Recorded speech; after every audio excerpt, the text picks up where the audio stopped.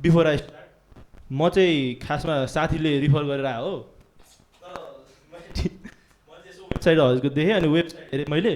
so हजुरहरूको वेबसाइटमा चाहिँ नर्मल अडियन्सको चाहिँ 300 रुपिज रहेछ अनि पर्फर्म गरेको चाहिँ 100 रुपिज रहेछ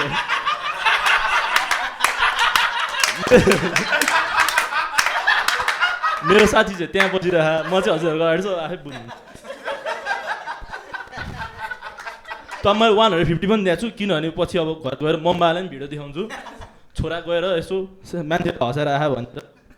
सो एनिवेज मेरो इन्ट्रोडक्सन चाहिँ मेरो नाम चाहिँ सम्यक राई हो त्यति हो के भन्नु अनि म जिम नि अलिअलि जाने गर्छु तर मोमो धेरै खाएर अलिअलि आउट अफ सेप छु सो मसँग चाहिँ अहिले दुईवटा कन्ट्याक्ट छ मेरो बारेमा कन्ट्याक्ट नम्बर 1 म भन्न चाहन्छु मेरो भोलि बोर्ड्सको एक्जाम छ तर बोर्ड्सको एक्जाम भए पनि म यहाँ लार्प भन्न चाहिँ आएको छु हजुरहरूलाई लार्पको मिनिङ थाहा छैन कसैलाई कसैलाई थाहा छैन कोही जिन्जी आन्दोलन आएन भन्छ त्यसो भए सो लार्प भनेको चाहिँ एउटा तरिकाले आफू जो होइन त्यसलाई आफूले देखाउनु भनेको जस्तै अब मलाई फुटबल खेल्न आउँदैन तर म फुटसलमा गएर पुरा बुटसुट लाएर गयो भने म लार्प हाने भएँ इन्स्टाग्राममा केटीहरूलाई पठाउन सो लार्पर भनेपछि अब लार्पर भनेपछि सबैको एउटा लार्पर साथी चाहिँ हुन्छ इक्जामको बेला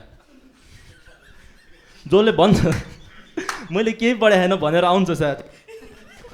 पछि मेरो पनि छ यस्तो 2-3वटा साथी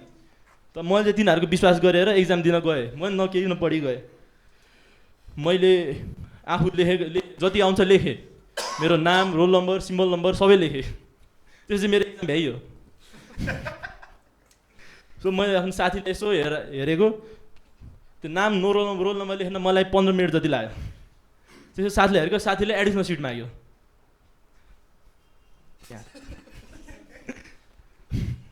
फेरि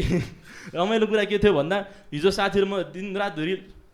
दिनभरि रिल पठाउँदै बसेको थियौँ एकअर्कालाई हामीले एकअर्काले रिल पठाउँदै टुङ टुङ टुङ साहुरको बारेमा हेर्दै हाँसिरहेको थियौँ टुङ टुङ टुङ साहु नि थाहा छ नि तपाईँहरूलाई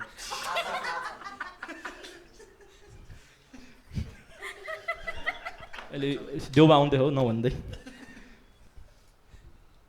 सो एनिवेज के लेख्यौँ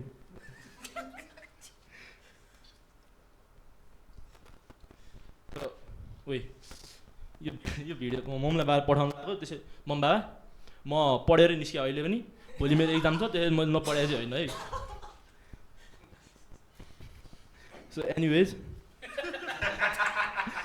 मलाई चाहिँ ह्याप्पी क्लब दाईको फसन खोज्नु भएको हो ह्याप्पी क्लबको दाईहरूले फसन खोज्नु भएको हो मलाई जबरजस्ती ल्याएको हो यही साथले ल्यायो तपाईँले चिन्नुहुन्छ सो मेरो अर्को फन फ्याक्ट दुईवटा फन फ्याक्ट सो भोलि चाहिँ 4 गते हो अनि भोलि मेरो बर्थडे पनि हो भोलि अनि आफै किने हो लाट सो हजुरहरूलाई मेरो एउटा क्वेसन छ तपाईँहरू मेरो एज गेस गर्न सक्नुहुन्छ होला एउटा नम्बर 6 फिट हाइट 6 फिट है 6 फिट हाइटको 16 एजको हुन्छ एन्ड एनी गेसेस अरू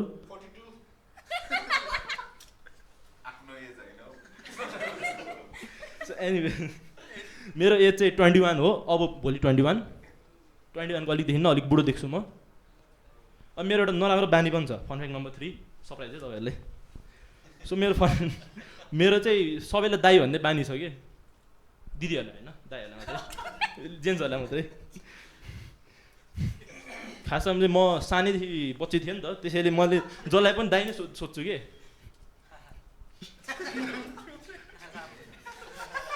अनि एउटा अस्तिको इन्सिडेन्ट थियो म यही साथी गएको थिएँ म त एकदम मोमो खान अनि त्यहाँ एउटा सानो भाइ सानो काम गर्ने भाइ धेरै होइन अब त्यस्तै कति एज 12-13 वर्षको होला अलि धेरै होला मलाई थाहा भएन सो मैले चाहिँ त्यो भाइसँग मोमो खानु गएको थिएँ भाइ भनिदिएको थिएँ दाई भने मैले सरी दाई म कति प्राइस हो भनेर सोधेँ भाइ यस्तो मोबाइल यसो हेरेर थियो यस्तो उठेर खुसी भएर यस्तो गरेँ भाइ किन मेरो एज धेरै छ नि त त्यही भाइले नि यस्तो खुसी भएर कि मैले दाई भन्यो भनेर दाई हान्नु न भोलि सो दाई मोमो कति पर्छ भन्यो भने उहाँ खुसी भएर भन्नु म ल हालिदिन्छु पैसा मिलाउँला नि भन्नुभयो त्यसपछि उहाँ मोमो ल्याउँदै बेला फेरि उहाँले 10वटा होइन 11वटा मोमो दिनुभयो खुसी भएर मलाई मात्रै यसलाई होइन सो मेरो फाइनल पञ्चायत चाहिँ त्यही थियो मैले अगाडि भनेको थिएँ नि म आउट अफ 6 छु मोमो धेरै खाएर त्यही हो थ्याङ्क यू